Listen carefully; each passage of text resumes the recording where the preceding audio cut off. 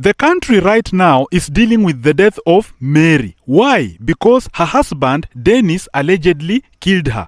Now, why did Dennis kill Mary? We don't know. What we know is that Dennis, who is a surgeon in Kiambu, a general surgeon, a consultant by the way, killed the wife, and then the wife died on the staircase, and there was blood stains all over. And so Mary is dead. And what has happened? Dennis is now detained in the police station, pending investigation. Now, these are just allegations. We should treat these as allegations because we don't know exactly what happened. But Dennis is the prime suspect here, and he has been detained. Now, the reason this story is of interest to me is because of what Mary has been complaining about, according to the mother who has narrated the incident. The mother says that Mary has been physically abused in this marriage for a long time. And Mary's mother also has told Tuko that Mary sent messages severally explaining that this man has been emotionally abusing her. For example, Dennis has been a heavy drinker. By the way, some of you who think that doctors don't drink, a lot of doctors out there drink, a lot of doctors smoke, a lot of doctors, it's just like these preachers who preach the word of God, then they go do very funny things out there. The same way, doctors can tell you not to drink and they go drink. Some doctors can tell you not to engage in unprotected intercourse, then they go do it. Some doctors can tell you not to do you understand this unhealthy behavior, but doctors can engage in them. So Dennis was a general surgeon and a consultant for that matter. This is a person who should be advising people on the dangers of drinking alcohol, but again, what does he do? He goes to drink alcohol, and not just drinking. He was a heavy drinker. That is according to the mother and according to the messages that Mary sent. Now, Dennis, when he used to drink, sometimes he would even sleep in the bar. Sometimes he would even sleep outside. You know, when men drink, we understand they can get a side chick there. Sometimes they can get... you understand what happens. So when he drank alcohol, sometimes he would come home. And when he comes home, the first thing he used to do was to assault Mary, who used to ask him, "Where have you come from?" You know, it's natural for a woman, your wife, when you reach home, let's say you reach home at 2 or 3, your wife must ask you, "Where have you come from?" Because she's concerned. It could be a security issue. You know, men, we have a lot of ego. We think that when a woman asks you something, it all has to do with being suspected of cheating, or maybe she wants to control you. No, she's your wife. She wants to know, where are you? If something happens to you, she will be the prime suspect. Like we look at the case of Top Cohen. The wife is inside. Why? Because she lied about the husband. So your wife needs to know about your whereabouts, so that when she is asked by authorities or anybody, she can provide accurate information. So Mary sometimes used to ask Dennis, "Where have you come from?" But Dennis, instead of answering, he used to assault her. Now, this is where the case gets interesting, according to the neighbors now and according to the mother. The neighbors say that these people have been having conflicts, and so they have been fighting in that house. Anytime they have a conflict, you find that they fight. And Mary used to stay and persevering that marriage, okay? And this day now, when she died, it is reported that there was an altercation, and Dennis got angry, and the anger got the better part of him, and he took a knife, and instead of doing the professional duties of a surgeon in the hospital, he took the knife and now did another surgery. And that surgery, Mary died on the staircase when she was trying to rescue herself by running away. And it has been established in the hospital that the main cause of death is excessive bleeding, and that blood stains were found on the staircase. Now, I have selected this story among so many other stories that have happened the same way, because this story reflects what is ailing a lot of marriages right now. Why? Because people fear divorce. People fear walking away from one another. When a marriage has a problem, people are not walking away from one another. People want to keep a good name to appear that they are married. For example, when I heard the mother saying that the daughter sent messages, and then she used to explain that this man is abusing me emotionally, the man is abusing me physically, I asked myself a question. Did the mother tell her to quit that marriage? Did the mother send her messages of encouragement and told her, "My daughter, come home so that we can address this thing"? Now, I'm sure that Mary used to complain to friends that my husband is drinking, my husband is beating me, my husband is assaulting me. Did the friends tell her to walk out of that marriage? or they told her just persevere, ndoa ni kuvumiliana. You see? And even siblings, I'm very sure that if you ask maybe Dennis' siblings or you ask Mary's siblings, you will find that Mary used to send messages to these people telling them that your brother is hurting me or maybe your son is hurting me. Did they tell her, come so that we can address these issues? I have not found those reports. What I have found out is that Mary stayed in that marriage, persevered the problem of the husband, persevered his drinking behavior, and then in the end, when this man was drunk, he took a knife and ended her life. This is what I have been talking on this channel, that marriages are going through a lot of problems. And my own marriage is an example. My own marriage faced a lot of problems, and I'm very happy that I handled it maturely. Although a lot of people keep rebuking me and then making fun of me that I divorced, that man is divorced, and it looks like a very bad thing. It's not a very bad thing. Had these people divorced, Mary would be alive, and Dennis will still continue drinking. If you have a partner and she or he is making a marriage difficult, kindly walk away and leave them safe and sound. I have told people severally that I experienced a lot of problems in marriage. Problems that would have made me either end my life or end the life of my wife. I would have done that. But what did I choose? I chose to walk away. I chose the safest path. The safest path is to leave her safe and sound. Walk away, let her walk away. If you gave your all in this marriage, it means that when you get another marriage and that marriage you find a partner who is ready to be in that marriage, you will give it your all and you will stay in peace. The partner who is bringing friction, maybe they have another person somewhere. And this is what I usually talk about. I usually say that there is no bad partner. There has never been a bad partner when it comes to marriage. It is just that you people are incompatible. Probably Dennis needed a wife who was drinking, a heavy drinker, so that they can stay with her in the bar and then they come back. Or probably Mary was the one causing problems to Dennis, and that is why Dennis was going to drink. But then killing her was going overboard. Maybe Dennis wanted a drinker, they can drink with her. Maybe Mary wanted a man like me who doesn't drink. And so you find that incompatibility is the problem that is leading to the breakup of some of these marriages. For example, now I did not drink. I have never drank alcohol. I do not drink even currently. But I am divorced. Why? Because I found out that even by being available, by being present, by providing, and by doing everything you want, your wife may still not want you. Probably she wants a man who is stimulating. For example, a bad boy who can slap her once or twice. Okay? Probably she wants a man who drinks so that he can come home drunk so that they can talk about one or two things. Probably she needs a man who can humble down when she speaks, a man who can submit to a woman. Okay? Or probably she wants a man, just any man with weird character that is not the one normal one that I'm talking about, that a father has to be available, a father has to provide, a father is not supposed to be violent. You see, so she is not a bad person and you are not a bad person. You just have to find people who match your character. And in this case, these people needed people who match their characters. And to this point, I want to advise couples out there from the point of experience, not because I'm a life coach. You see, I handled another video recently about life coaching, and I was seeing the way Muaf was saying that he does not prefer life coaches and he doesn't like them because they behave like they have life figured out. So I'm not coming as a life coach. I'm coming as someone who has experience in some of these issues. If your marriage is not working, it means that your partner is not satisfied with you. It means that your partner does not like some of the things you do. The safest thing is to walk away. I understand that divorce can be embarrassing. Divorce is embarrassing to friends. Divorce is embarrassing to family. Divorce is embarrassing to acquaintances. Divorce is embarrassing. Even talking about divorce, I am very sure that a lot of people out there laugh at me because I divorced. I am very sure about it. I'm very sure that there are people who wonder, wait, he did a very expensive wedding and he divorced. You know, divorce is not a happy thing. Divorce will not make people who hate you will laugh at it. People who love you will be concerned. How did you divorce? Divorce is a terrible thing. When we advise you that you should divorce from your marriage, we are not telling you that it is a happy thing.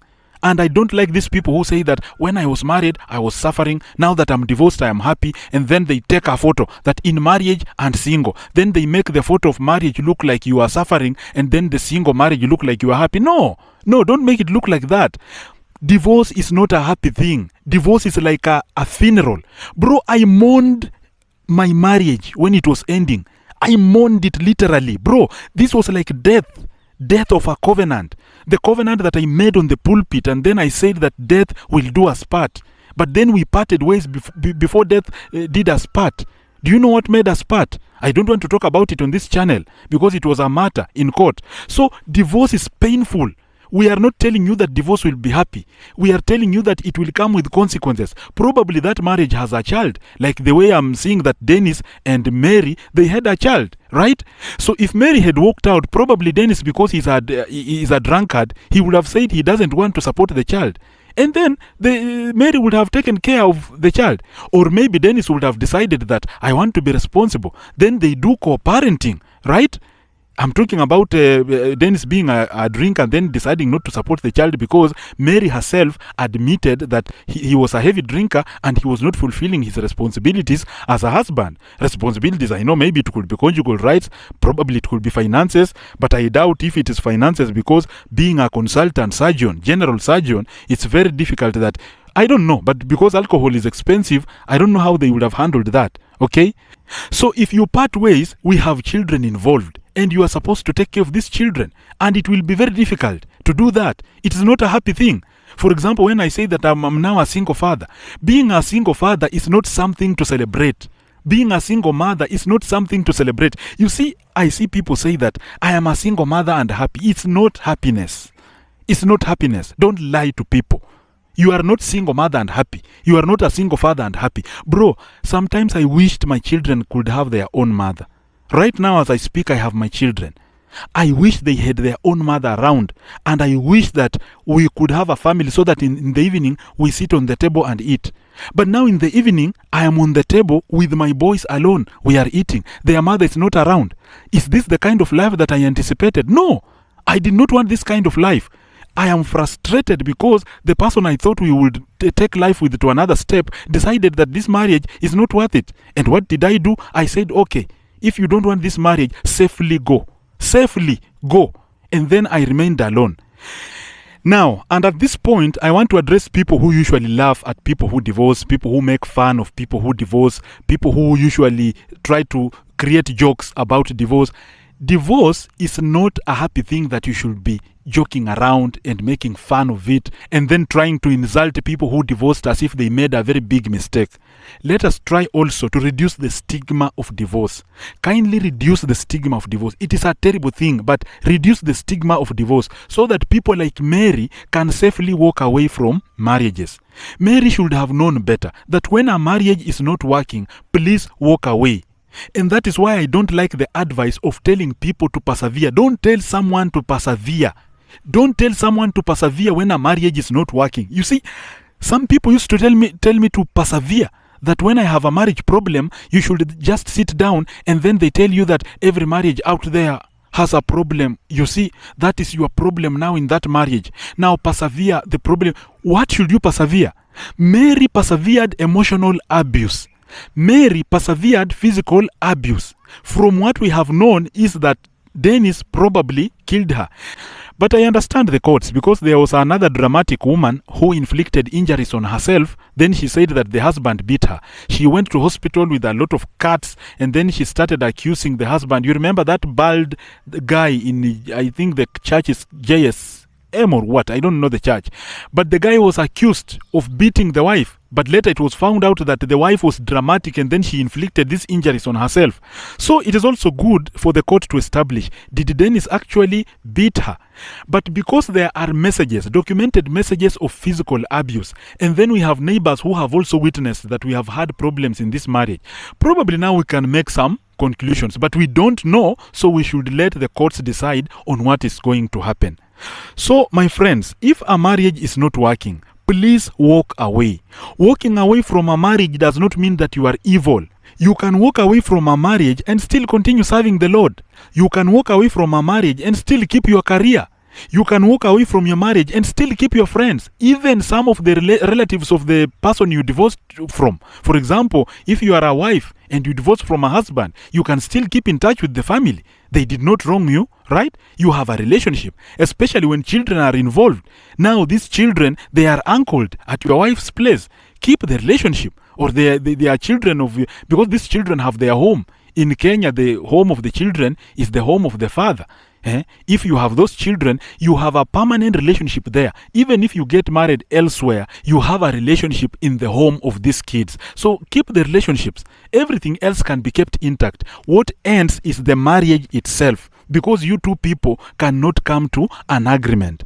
So let us treat marriages as normal. Let us treat divorce as normal. We treat marriages as normal because marriage is a happy event. When two people are getting married, we say, yes, we support you, get married. We come, we clap, we give them gifts. Like my wedding, people came with a lot of gifts, then they were giving us. Then we were very happy that they gave us a lot of gifts. But again, when we were getting divorced, no, it's a sad event. People are not there to congratulate you. Some people are calling you, you get very few calls now. A lot of people are not there. It's an embarrassing event. But in that embarrassment, it has to be normal now. We have to make divorce normal. And in this video, I am not encouraging divorce. There's someone who watched my video and then they started saying that Gidi is encouraging divorce. Gidi wants people to walk away from one another. No. I don't want people to divorce. Myself, I did not want to divorce. And I feel very bad that I divorced. And in my video every time, I keep saying that I'm very sad that my marriage broke up. I do not want to divorce. But in these cases where death can be involved, kindly walk away. If you are married to an emotionally unstable person and you see that this person can do something terrible, walk away. If you are married to emotionally weak people who can end their lives and then accuse you of doing that, walk away. Like if you are married to these dramatic women who can cut themselves and then go to take P3 and then say that my husband cut me, the way that guy of JSM was done, walk away from those kind of people, because we need you to stay two emotionally intelligent people so that you can understand each other's concerns. I wish my former wife could have been, let me say, emotionally intelligent, so that when I ask her something, she can respond objectively. But that was not the case. And I believed that probably she has another person out there who can understand her. And for me, if I walk away, I can find somebody else who can understand me. But as I said, walking away, it leaves a lot of questions and then it puts you in a very embarrassing situation. You see? And finally, friends, life is not all about marriage in the current society. We have proved that marriage, we are getting into the post-marriage era. Post-marriage era, I mean that women are not marriageable in most cases right now, and most men don't want to get married. So don't let any gender tell you that it's men who don't want to get married, it's women who don't want husbands. No. A lot of women right now are preferring not to get married. A lot of men are preferring not to get wives. Why? Because the nature of marriage in the traditional sense is not making sense right now. Women are asked to submit to their husbands. A woman can only submit if she looks at you as an authority. Probably you are higher in terms of intellect, you are higher in terms of finances, you are higher in terms of spirituality, and in many different aspects. So she has to submit to authority. That is why they say that a man leads. But currently we have very smart women. They have gone to school, they have a lot of knowledge, they have money, they have influence. We have cabinet ministers who are women. We have currently a lot of women are doing very amazing things out here. So you can't tell me that a cabinet secretary, a minister, can come and then submit to you as a man. We are getting to post-marriage era. And a lot of men right now just prefer to be alone. They have looked at how marriages are being treated by the government and women. Women are coming into this marriage to swindle a man. And then the government is supporting women to swindle men. A lot of men have gone bankrupt because of divorce. So we cannot take marriage as normal right now. Marriage is disadvantaging men. Women are seeing marriage as not necessary. And so we should just treat marriage right now as something optional right now. I'm not speaking now as a religious person. As a religious person, I will tell you that get married because it's a very good thing. But again, right now, from the practical perspective, from the way we can see things right now, marriage is not necessary and we are in the post-marriage era. So let's look at that thing and then let's reconsider marriage. Thank you for listening to me. This is Gidia Kali and we shall meet again in another video, and I am out.